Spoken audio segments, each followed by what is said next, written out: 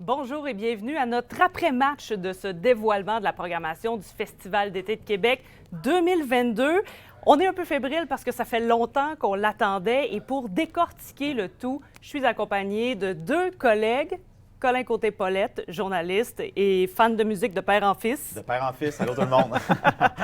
Il y a aussi Jean-François Blanchette qui est là, passionné de musique, animateur du Vidéo Journal. Salut Jeff. Salut Tania. Et bien sûr, vous êtes là aussi à nous regarder et on veut vous entendre ou plutôt vous lire. Donc, on a eu ce dévoilement. Peut-être que vous l'avez regardé en direct sur la page du Festival d'été. Sinon, allez voir sur le site. Elle est en ligne déjà. Vous pouvez la consulter et on veut savoir qu'est-ce que vous en pensez.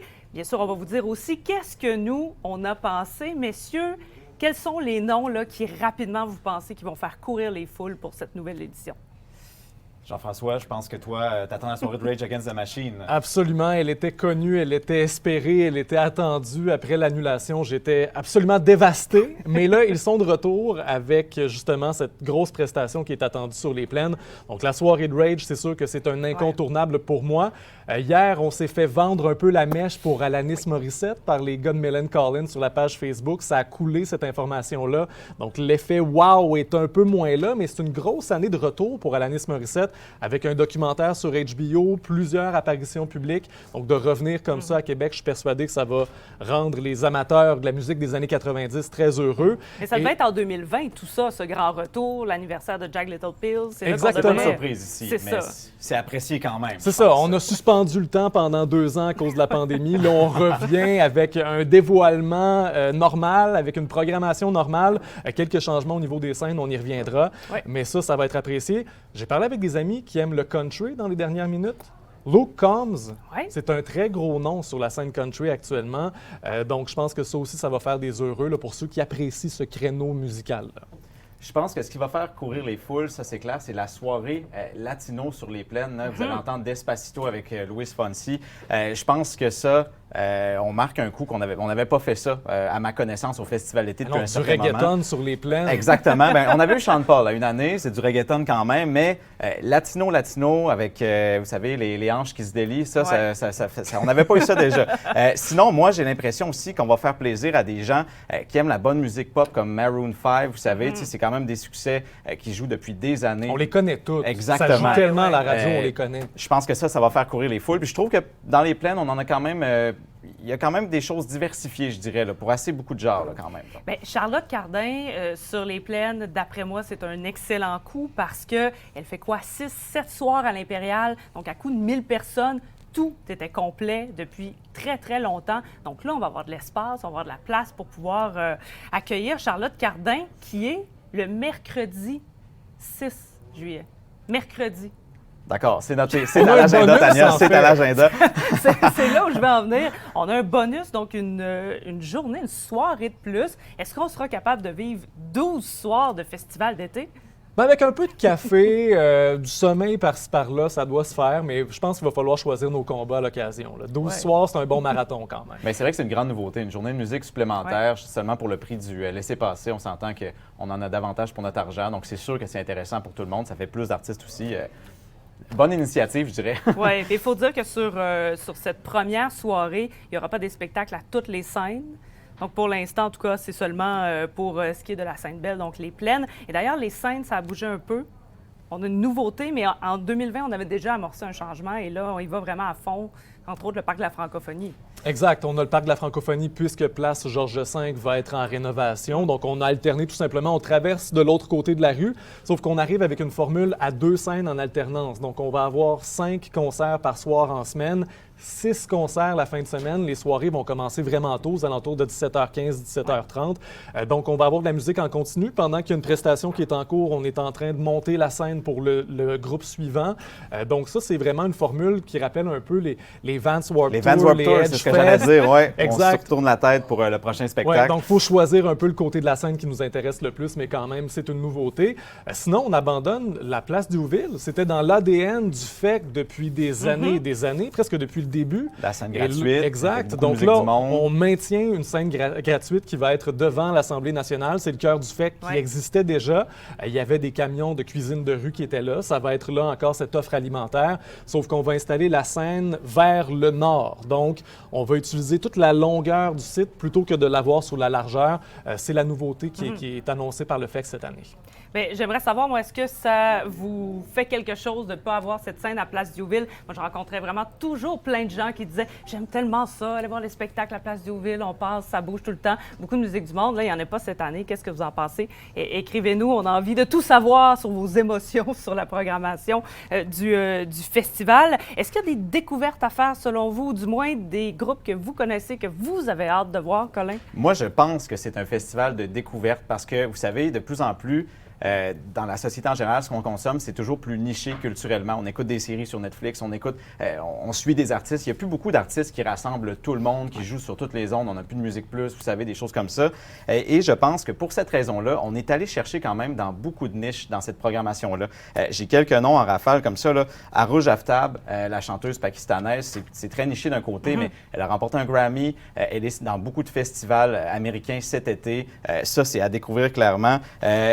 Il y a plein de choses. Daka Braka, le groupe ukrainien, dans le contexte actuel avec la guerre, c'est clair que ça sera un spectacle fort en émotion, mais je trouve qu'on a amené des choses qu'on n'aurait pas nécessairement eu. Je pense qu'il y a beaucoup de hip-hop. Cela étant dit, c'est à remarquer dans la programmation. 2 soirées sur les plaines. Exact. Puis quand on parle de niche, là, dans le hip-hop aussi maintenant, c'est plus simplement on écoute du Snoop Dogg, that's it, on aime Non, mais c'est rendu.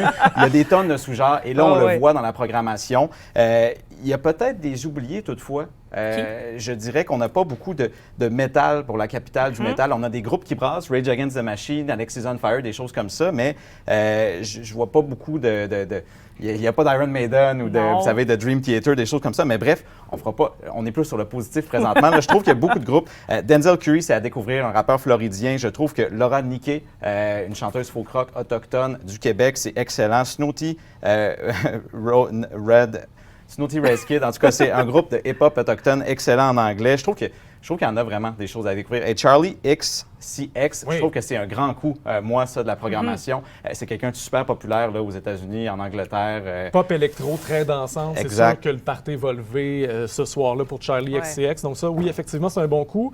De mon côté, Tash Sultana, qui va être en première partie de Jack Johnson. C'est une Australienne qui fait du R&B, de la pop. Elle est seule sur la scène, selon ce que disait Louis Bellavance tout à l'heure. Donc j'ai hâte de voir comment ça va se décliner en concert. Mais c'est sûr que si vous avez l'occasion d'arriver un peu plus tôt dans la soirée pour voir Tash Sultana, mettez-le à votre agenda. Halsey, on n'en a pas parlé, c'est une des têtes d'affiche pop de l'édition 2022 du FEC.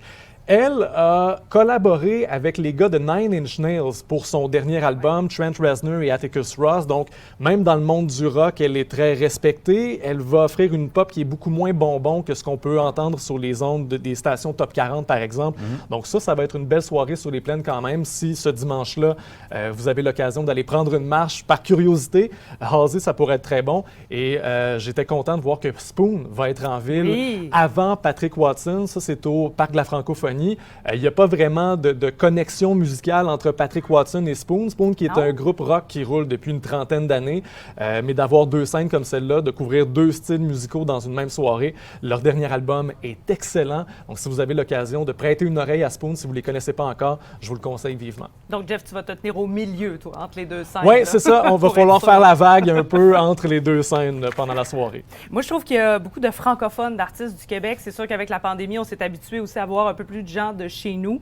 Mais je trouve qu'on a vraiment fait de bel effort. Je ne sais pas si c'est un effort, mais un bon travail de programmer des soirées où le meilleur des artistes du Québec, je trouve, est, disons, académique. Exact, j'allais le mentionner. Petit Béliveau, Lisa Leblanc, quand même. Oui, exactement, là, qui se retrouvent. Et on en a plus qu'une. Il y en a plusieurs. Entre autres, une soirée où Gab Paquette va être là avec Petit Béliveau et Lisa Leblanc. Donc ça, c'est comme ramasser tout ce qui est franco-déjanté. Le nouvel album de Lisa Leblanc, moi, c'est un gros coup de cœur avec ce chiac disco. Donc, c'est vraiment très dansant, c'est vraiment très agréable. Gab Paquette qui est super dansant aussi. Donc, c'est sûr que cette soirée-là va être vraiment fort agréable. Il y a le dimanche aussi, 10 juillet, au Parc de la Francophonie, où là, on aura la bronze, Monaudet, Safia Nolin, Émile Bilodeau, Ariane Moffat aussi qui seront là. Donc, encore là, on accumule. Il y a cette soirée aussi avec Louis-Adrienne Castidi, Vincent Vallière, Louis-Jean Cormier. Et en rap, justement, on en parlait avec Sarah May, Corias, Fouki. Donc, ça fait encore une fois beaucoup de francophones. On ne devrait pas oublier l'enfant terrible de Québec, Hubert Lenoir.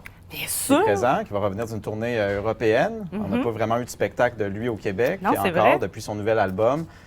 c'est bien, c'est intéressant. Il n'y a pas d'abribus, par contre, sur Non, lequel c'est ça, monter c'est ça. là-bas. Contrairement à Place Diouville, lors de sa dernière prestation, ça va manquer. Mais je pense qu'on veut équilibrer un peu, justement, le fait qu'on ait une seule soirée francophone sur les plaines avec Loud, une seule tête d'affiche, d'avoir ces soirées-là sur les autres scènes qui mettent vraiment en valeur la musique francophone. On va un peu ménager la chèvre et le chou, si on veut, d'avoir les grosses stars internationales. Quoique on a quand même des stars québécoises sur les plaines, sauf qu'elles chantent en anglais. On a Charlotte Cardin qu'on a mentionné. Il y a Half Moon Run pour le spectacle de clôture. Donc, ce sont des artistes québécois, des artistes montréalais, sauf qu'ils ont fait le choix de chanter dans la langue de Shakespeare. Et ce qui est agréable avec les soirées francophones, c'est qu'elles ne seront pas nécessairement la soirée qu'on sacrifie. Des fois, il y a un artiste qu'on veut voir sur les plaines et là, on se dit « Ah, ben tant pis, j'aurais aimé ça voir Louis-Jean Cormier, mais je n'irai pas. » Mais justement, il y a souvent des sacrifices à faire, des soirées dilemme. Est-ce que vous en avez repéré de ces soirées où là, il faudrait carrément se séparer en deux pour être sûr de maximiser notre plaisir? Ben, il y en a peut-être une, puis je vais trahir un peu mes goûts éclectiques pour la musique. Là, le premier samedi, Maroon 5, comme je le disais tantôt, c'est un jukebox. Donc, d'être sur les plaines pour entendre tout le monde chanter les succès de Maroon 5, j'ai envie d'être là. Patrick Watson est là également le même soir. Je l'ai découvert en 2012 lors d'une prestation au Festival d'été, puis je le suis depuis ce temps-là. C'est quand The Great Escape venait de sortir. Donc, je l'adore, ce gars-là. Et Lisa Leblanc, justement, cette soirée-là, plus éclectique, plus déjantée. Donc, il va falloir que je prenne une petite marche pendant la soirée pour réussir à couvrir tout le terrain. Mais le premier samedi, ce serait ma soirée dilemme. C'est la même chose pour moi. C'est la même soirée. Patrick Watson, Lisa Leblanc, c'est complètement différent, mais ça me plaît tout autant. Donc, j'aurais de la difficulté à ce moment-ci. Mais sinon, je trouve que c'est bien réparti, en fait. Comme vous le disiez, je trouve que c'est pas si mal. Je trouve qu'on a bien compartimenté un peu chaque style musical. Mais vraiment, beaucoup de francophones, beaucoup de hip-hop. C'est vraiment ce que je retiens, moi, de cette programmation-là. Oui, bien, on pourra faire une appréciation globale. Moi, je vous rappelle, on a envie aussi de vous lire, de savoir qu'est-ce que vous en avez pensé de cette programmation, qu'est-ce que les festivaliers en pensent. Et elle est en ligne sur le site Internet. Vous pouvez aller faire un tour. Bien sûr, on en parle. Là, on a nommé quand même plusieurs artistes depuis le début. Il y a MJ Boo qui nous dit « Contente pour Maroon 5, Louis Fonzi et Walk the Moon ». Effectivement, je pense que c'est des choix qui vont attirer beaucoup de gens. Donc, n'hésitez pas à écrire aussi vos commentaires. Messieurs, si on regarde la programmation dans l'ensemble, on a un peu nommé qu'est-ce qu'il n'y avait pas. Du classique rock, il n'y en a pas. On sait que c'est quelque chose qui est très apprécié normalement. Ce côté-là, nostalgie années 80, c'est probablement le grand absent de la programmation 2022. On a de la nostalgie années 90 avec Alanis Morissette, avec Rage Against the Machine, mais ce volet-là, du classique rock justement avec des Foreigner, des Led Zeppelin, pas Led Zeppelin, mais plutôt Def Leppard. Ce serait bien d'avoir Led Zeppelin par contre, j'aurais adoré. C'est une autre époque, mais c'est une autre époque. Tout le monde le souhaite. Ce ne sera pas sur les plaines cette année. Donc, il y a ça qui manque. Puis, il y a peut-être le volet légende également. On avait toujours un Stevie Wonder, un Elton John, des gens qui fédèrent tous les amateurs de musique, peu importe leur âge, qui font en sorte que la ville arrête de tourner pendant une soirée. C'est absent de la programmation cette année. Je pense que c'est un reproche qui va peut-être revenir dans les commentaires, mais quand même, on couvre beaucoup de styles musicaux, mais ça, c'est absent cette année. C'est vrai que c'est absent, mais comme je disais, c'est de plus en plus rare aussi dans le paysage musical, j'ai l'impression, de nos jours. Des espèces de rassembleurs. Il y en a, il existe, mais c'est pas, on botte pas une poubelle puis il y en a un qui sort. Là, vous comprenez ce que je veux dire? Il n'y en a pas des tonnes qui... Puis encore faut-il qu'ils soient en tournée. C'est une chose les identifier, c'est une chose les amener sur les plaines. Il faut que le spectacle soit prêt quand même. Là. Ça fait quelques années que le nom Bruce Springsteen qui est prononcé. Non, mais c'est vrai. Il y avait eu Neil Young il y a quelques années. C'est un peu dans la même veine. C'est un de ceux qui n'est jamais venu finalement au Festival d'été. Mais bon... On ne se plaindra pas. C'est une belle programmation aussi. Là. Il y a plein de choix. Il y a des choses. Je vous mentionne quelques artistes aussi là, que j'ai notés sur. Freddie Gibbs, c'est un rappeur qui est immense présentement dans le rap, qui a gagné aussi des Grammys, qui est peut-être un peu moins connu ici. Ça pourrait valoir la peine. Je vous nomme aussi Femi Kuti, le fils de Fela Kuti, le chanteur nigérien. On est dans le afro-jazz, tout ça, c'est excellent. Il est déjà venu au Festival d'été, c'était au Feu Carré-Duville, on peut le dire maintenant comme ça. Le Carré existe encore, là. Oui, mais la scène du Carré-Duville, donc ça, c'est excellent, moi je vous le conseille. Puis, groupe montréalais que vous aimez, je le sais, Tania, Teke Teke, qui mélange la musique japonaise avec le rock. Japonais, excellent, en plus, on découvre des choses de chez nous. Je trouve qu'il y en a quand même pour... Il y en a quand même pour beaucoup de gens dans cette programmation-là. Oui, je pense qu'il va falloir activer le mode découverte dans bien des cas. Et il y a quelqu'un qui nous a écrit sa déception, c'est Jonathan. Ma seule déception, c'est le fait qu'Alanis et Garbage soient en même temps que la soirée punk. J'avoue que pour les gens Garbage, de 30 ouais. et 40, Oui. ça peut être difficile à choisir parce que c'est de la musique qu'on écoutait tous en même temps. Ça a joué dans ma Tercel 96, dans tous les cas, là, ouais. C'est à ce moment-là que ça jouait. Puis, en terminant, j'ai envie qu'on revienne sur nos prédictions parce qu'on avait fait ça dans les dernières semaines. On aurait aimé ça déterminer un grand gagnant, mais je pense que le score est nul, Oui, finalement. 1 à 1 à 1. Jeff, qu'est-ce que tu avais prédit? J'avais Marshmello, mais c'était un choix qui n'était pas très audacieux, considérant qu'il était au Blues Fest. Donc, c'est ma victoire cette année. J'ai 33 %, c'est pas la note de passage, mais bon, on a tous 33 %, donc c'était Marshmello de mon côté. Colin? Pour moi, c'était le groupe canadien Alexis on Fire. Ben, moi aussi, c'était pas si difficile. J'ai regardé les dates de tournée. Je me suis dit, ils lancent un nouvel album en 13 ans, ils sont aimés à Québec. Pourquoi ils ne viendraient pas? C'était logique. Mais je dois vous dire que mon autre prédiction, qui était le guitariste Bombino, Oui? ça, je l'ai manqué, mais j'avais failli mettre Femi Kuti parce que je me disais. Ah, mais en là, tournée- on peut pas, là, Ben ouais. oui. Mais non, j'ai la même note que vous, là. J'ai pas réussi.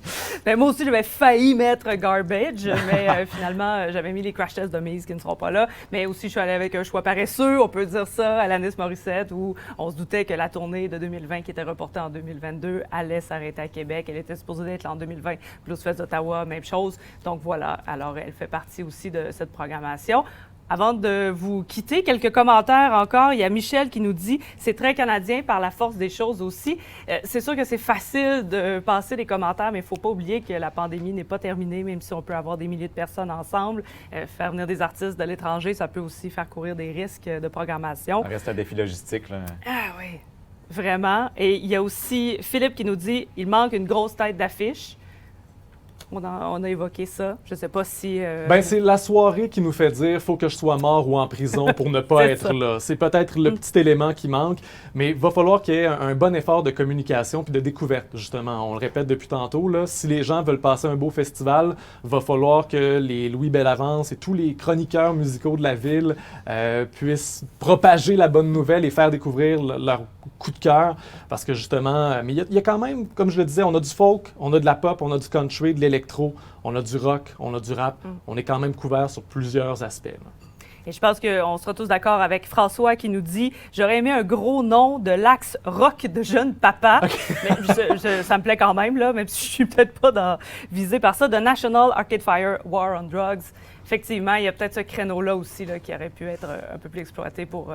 Mais on le retrouve un peu dans la musique québécoise et Ouais. canadienne qu'on a ici. Je pense à un Patrick Watson, tout ça. Ça fait partie un peu de, ben, à mes Half Moon yeux, Run là, Half aussi. Moon Run, tout Ouais. ça. Bon, c'est un peu différent, mais quand même, je pense qu'on a des artistes canadiens qui viennent un peu répondre à ce besoin-là, mais on se recoupe dans les commentaires ici, là, des gens. Est-ce que la programmation est complète? Je crois qu'il y a des après-concerts qui vont avoir lieu au manège qui n'ont pas encore été annoncés, si je ne m'abuse. Je crois. OK. Je ne veux pas créer de fausses attentes non plus, mais je crois avoir s'avancera entendu ça en pas. prenant Normalement, il y a des d'autres notes. scènes, Oui, c'est effectivement. ça. Donc, On a travaillé pendant la conférence pour pouvoir vous offrir cet après-match. On s'est amusé à parler de la programmation. C'est un peu ce qu'on fait toujours après. Alors, vous avez le temps d'aller la regarder comme il faut. Les laissez-passer qui ont été en vente dès 10 heures ce matin. 20 000 qui sont écoulés hier avec la pré-vente des Jardins. Colin, Jeff, merci beaucoup. Plaisir. plaisir. Je vous souhaite un bon festival d'été. C'est pas tout de suite, mais quand même, il faudra prendre des forces avant de s'y rendre. Et bien sûr, je vous souhaite aussi à vous un bon festival d'été.